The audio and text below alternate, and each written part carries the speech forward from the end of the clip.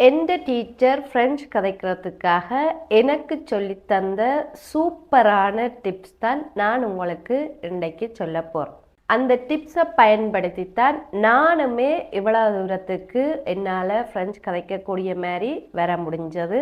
அதே மாதிரி நான் உங்களுக்கு சொல்கிறேன், நீங்களுமே இதை ஃபாலோ பண்ணி ஃப்ரெஞ்சு இலகுவாக கதைக்கிறதுக்கு நீங்களுமே முயற்சி செய்து பாருங்கள். என்னோட கூது ஃபோன்ஸே படிக்க விருப்பம்னு சொல்லி சொன்னால் என் மெயில் அட்ரஸுக்கு மெயில் அனுப்புங்க. டெல்ஃப் எக்ஸாமுக்கு உங்களை தயார்படுத்தணுமெண்டா கூடியும் என் மெயில் அட்ரஸுக்கு நீங்கள் மெயில் அனுப்புங்க.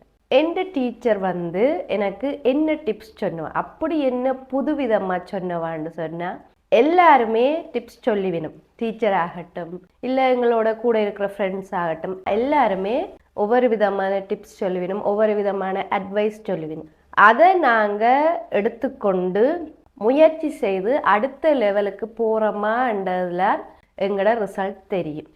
என்ன சொல்கிறது, நான் என்ன கேட்குறதுன்னு இருந்தால் நாங்கள் அவ சொல்கிற டிப்ஸ்லேயே ஆகட்டும் இல்லை அட்வைஸ்லேயே ஆகட்டும் எந்த ரிசல்ட்டுமே பார்க்க முடியாது. அதே மாதிரி எந்த டீச்சர் சொன்ன டிப்ஸை நான் ஃபாலோ பண்ணினபடியாத்தான் என்னால் இந்த ஒரு முயற்சி செய்து இந்த ஒரு நிலையை அடையக்கூடிய மாதிரி இருந்தது. இப்போ அந்த டிப்ஸில் முதலாவது என்னன்னு சொல்லி பார்ப்போம். முதலாவது நான் கூது ஃபோன்ஸே போகைக்க எனக்கு பெஞ்சமின் என்ற ப்ரொஃபஸர் இருந்தவர்.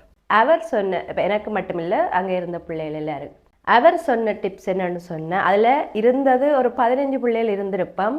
அதில் எத்தனை பேர் அதை நடைமுறைப்படுத்தின வேண்டிய எனக்கு தெரியாது. ஆனால் நான் அதை ஃபாலோ பண்ணினேன். அது என்ன டிப்ஸ்ன்னு சொல்லி சொன்னால், நாங்கள் கூது ஃபோன்ஸே போய்க்க நிறைய பேப்பர்கள் தருவினோம். எதுவும் படிப்பிச்சா அதில் கேள்விகள் இருக்கும், நாங்கள் எழுதணும்.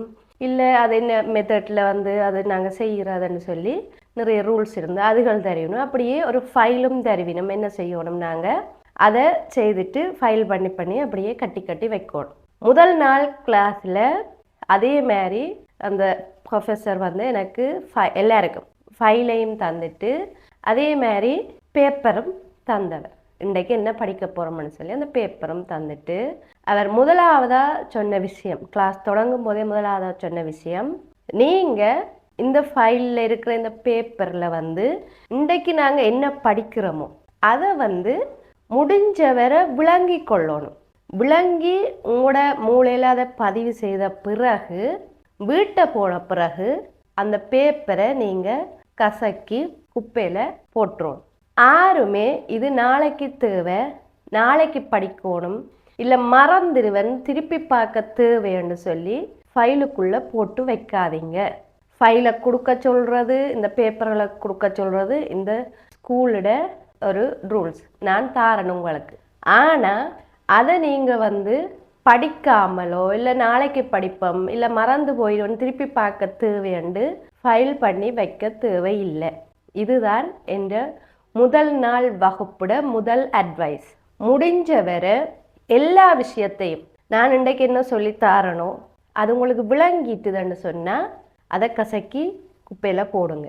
அப்படி விளங்கலைன்னு சொன்னால் உடனேயே இந்த வகுப்புலேயே அதை கேட்டு நீங்கள் தெளிவு பெறுங்க.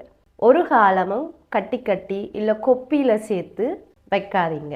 இது முக்கியமாக என்னத்துக்குன்னு சொல்லி சொன்னால், நீங்கள் ஃப்ரெஞ்சு கதைக்கிறதுக்காக உங்களுக்கு எழுதுறதுதான் தேவை, எழுதுறதுதான் எனக்கு முதல் முக்கியம்னு சொல்லி சொன்னால் நீங்கள் ஃபைலில் போட்டு வையுங்க, எழுத்து கூட்டி வாசிங்க, எழுதி பழகுங்க.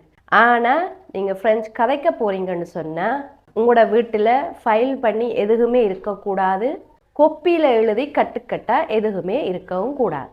இது முதலாவது டிப்ஸ். ரெண்டாவது, எனக்கு ஒவ்வொரு டிப்ஸுமே ஒவ்வொரு இடத்துல கிடைச்சது. ரெண்டாவது டிப்ஸ் எனக்கு எல்லா டிப்ஸும் இல்லை எல்லா அட்வைஸும் ஒரே கிளாஸில் கிடைக்காது. நானும் ஒவ்வொரு நிலைக்கு போகும்போது ஒவ்வொரு ப்ரொஃபஸர் ஒவ்வொரு விதமாக சொல்லுவேன்.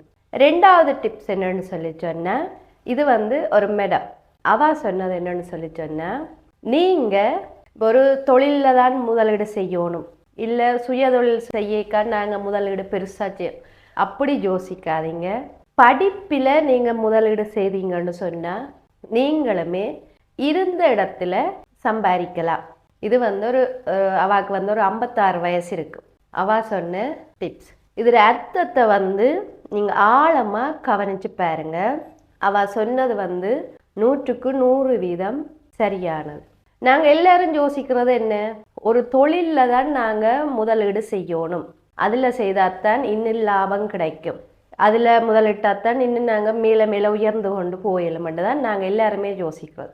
ஆனால் படிப்பில் முதலீடு செய்தாலும் நாங்கள் இன்னும் நிறைய உயர்ந்து கொண்டு போகலாம், அதே மாதிரி இருந்த இடத்துல நாங்கள் சம்பாதிக்கலாம். அது எப்படின்னு சொல்லி சொன்னால், ஆரம்பத்தில் நாங்கள் காசை செலவழித்து படிக்கத்தான் வேணும். காசு செலவு போகுது, இல்லை என்கிட்ட காசு இல்லை, வேறு என்னத்துக்கும் எல்லாம் கடன் வேண்டும், ஆனால் படிப்புக்கு மட்டும் கடன் வேண்ட மாட்டோம். ஒரு பிள்ளை நல்லா படிக்குது, இல்லை நல்ல முன்னுக்கு வரணும்ன்ற ஆசை இருக்குன்னு சொன்னால் அந்த பிள்ளைய வந்து நாங்கள் எவ்வளோ தூரத்துக்கு வேணுமென்றாலும் படிப்பிக்கலாம். அதுதான் அவள் சொன்னதுடைய அர்த்தம். நாங்கள் செலவழிக்கிற காசு, படிப்புக்காக செலவழிக்கிற காசு, அந்த பிள்ளை ஒரு நல்ல வேலை எடுத்துட்டோன்னு சொன்னால் 1 மாத சம்பளம் அல்லது 2 மாத சம்பள காசு, இது வந்து எனக்குமே நல்ல பயனுள்ளதாக இருந்தது. எவ்வளோத்துக்கு நாங்கள் செலவழித்து படிக்கிறோமோ அது வந்து செலவு கணக்கில் சேராது.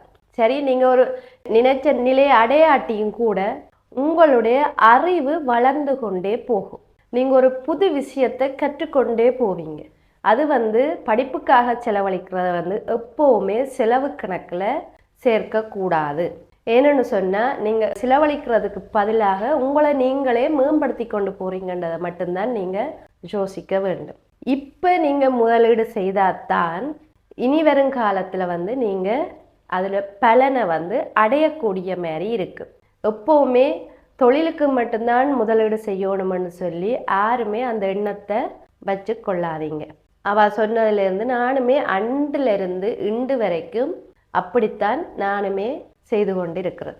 எந்த டீச்சராக்கள் எனக்கு சொன்ன அட்வைஸ் வந்து உங்களுக்கு சரியென்று பட்டுதன்னு சொல்லி சொன்னால் நீங்களுமே இதை முயற்சி செய்து பாருங்கள். ஏன்னு சொன்னால், அந்த கிளாஸில் வந்து ஒரு 15 பேர் இருப்போம். யார் எப்படி எப்படி இந்த அட்வைஸை இந்த டிப்ஸுகளை வந்து எடுக்கணுமென்று எங்களுக்கு தெரியாது. ஆனால் நான் எடுத்துக்கொண்ட விதம் சரியான விதம், அதுக்குரிய பலனையுமே வந்து நான் அடைஞ்சிருக்கிறேன். அதால் தான் நான் உங்களுக்கு சொல்கிறேன், நீங்களுமே உங்களுக்கு இது சரியென்று பட்டதுன்னு சொல்லி சொன்னால் முயற்சி செய்து பாருங்க. அதுக்கான பலன், அதுவுமே சிறந்த பலன் வந்து உங்களுக்கு கிடைக்கும். நான் ஏற்கனவே ஒரு வீடியோ போட்டிருக்கிறேன். 7 நாளில் வெறும் 5 நிமிஷம் மட்டும் நீங்கள் ப்ராக்டிஸ் பண்ணினா உங்களால் ஃப்ரெஞ்சு கதைக்க முடியும்னு சொல்லி ஏற்கனவே ஒரு வீடியோ போட்டிருக்கிறேன். அதை ஃபர்ஸ்ட் கமெண்டில் கொடுக்குறேன், நீங்கள் போய் பாருங்கள்.